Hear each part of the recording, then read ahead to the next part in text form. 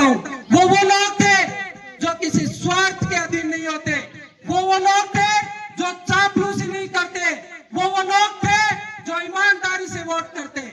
और इसलिए बहुत सारे लोग पंचायत के बोलते मुझे कहते भाई थोड़ी सी चूक हो गई, हमें पता नहीं था, लोगों ने बरगलाने का प्रयास किया, कल का छोरा है, 50 वोट आएंगे।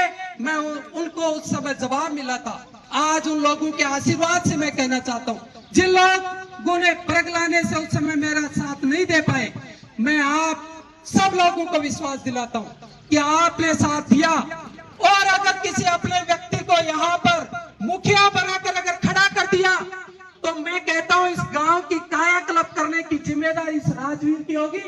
चाहे राजवीर कहीं खड़ा हो या ना हो, लेकिन हमारा आदमी जो इस गांव के विकास के लिए काम कर सकता है वो खड़ा हो, ये राजवीर चाहता है। इसलिए मेरे जो समर्थक है उनसे एक ही आह्वान है, ईमानदार व्यक्ति को लाइए, जो इस गांव का विकास चाहता है उस व्यक्ति को लेकर आइए।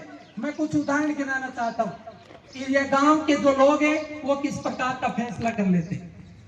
हमने जनप्रतिनिधियों को चुना, मेरे सामने जिसने चुनाव लड़ा आज उप प्रधान है, उनकी सत्ता है, लेकिन एक दिन पंचायत समिति की मीटिंग में, एक दिन पंचायत समिति की बैठक में अगर अपनी सीट से खड़े होकर उन्होंने इस पंचायत के लिए एक मुद्दा उठाया हो तो मैं उसके सामने सर झुकाने के लिए तैयार हूं। कैसा प्रतिनिधि हम चुनते हैं।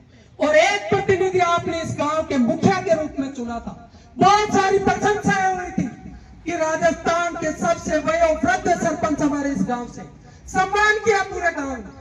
और सम्मान के बाद आज तक स्थिति देखते हैं कि हम इस सरपंच का मुंह देखने की स्थिति में हम नहीं है।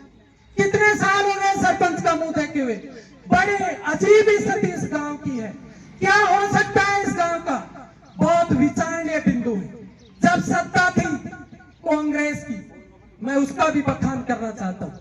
2,74,00,000 रुपए जन जीवन मिशन के नाम पर इस ग्राम पंचायत को लौट हुए। बहुत सारे धन्यवाद मैंने आदरणीय विधायक जी को दिया कि आपने हमारे गांव में किस प्रकार से पानी की व्यवस्था हो सकती है।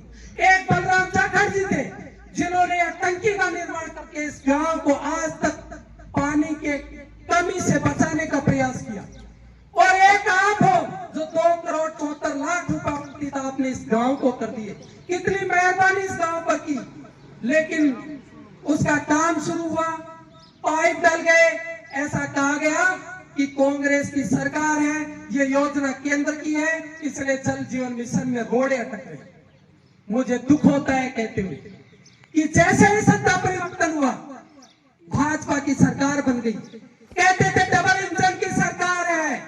डबल इंजन की सरकार में जो डले हुए पाइप गांव में पड़े हुए थे वो कब गायब हो गए, गांव वालों ने आज तक नहीं सोचा। वो जल जीवन मिशन जिसको कहा करते थे केंद्र की योजना है, यहाँ कांग्रेस की सरकार है, कांग्रेस जल जीवन मिशन का काम नहीं करती।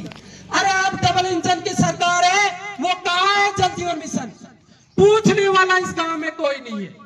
मुझे बड़ा दुख है कि हमारे यहाँ पशु चिकित्सालय है जहाँ 3 लोग मेरे हिसाब से पदस्थापित यहाँ होने चाहिए, और उन लोगों का ट्रांसफर कर दिया जाता है। उस पशु चिकित्सालय के ताले लग जाते हैं। और कितनी बड़ी शर्म की बात है कि यहाँ जो सत्ता में पीठाधीश्वर है वो लोगों को बहकाते हैं, साथ लेकर जाते हैं और वहां कहलवाते हैं आपकी व्यवस्था हो जाएगी। हो गई क्या? मैंने उनसे कहा था उस समय भी, क्योंकि बस मेरे में एक ही कमी है, मैं सच्चाई बोलता हूँ। और सच्चाई के लिए मैंने कहा था ट्रांसफर हो गए, वो व्यक्ति वापस नहीं आएंगे। इनकी कलम जहां चल जाती है, ये जनता की भलाई नहीं देखते। जनता के साथ कैसे कुठाराघात हो सकता है, जनता के साथ कैसे अन्याय की जा सकती है, ऐसा काम करने का इनका मानस है। और आपने देखा है कितने महीने से वहां ताले लगे हुए हैं। आज सब गांव के लोग भी इस बात से वाकिफ हो। क्या डॉक्टर आ गए? इसलिए यहाँ ग्राम पंचायत में ऐसी समस्या है तो हम विचार कर सकते हैं इस विधानसभा में कैसी समस्याएं पैदा हो रही होंगी। क्योंकि मैं विधानसभा के बहुत सारे हिस्से में घूमने का काम करता हूँ। मेरा एक मन होता है घूमने का, कहाँ क्या हो रहा है देखने का मन होता है, और इसलिए हर जगह जाने का अवसर मिलता है। उस अवसर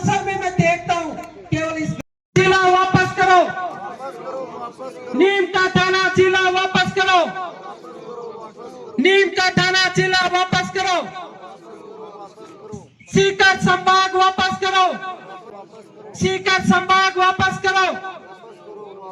मैं एक बार फिर से अंत में जो संघर्ष समिति के लोग इस पंचायत में पहुंचे उनका दिल की गहराई से हार्दिक स्वागत और अभिनंदन करता हूं।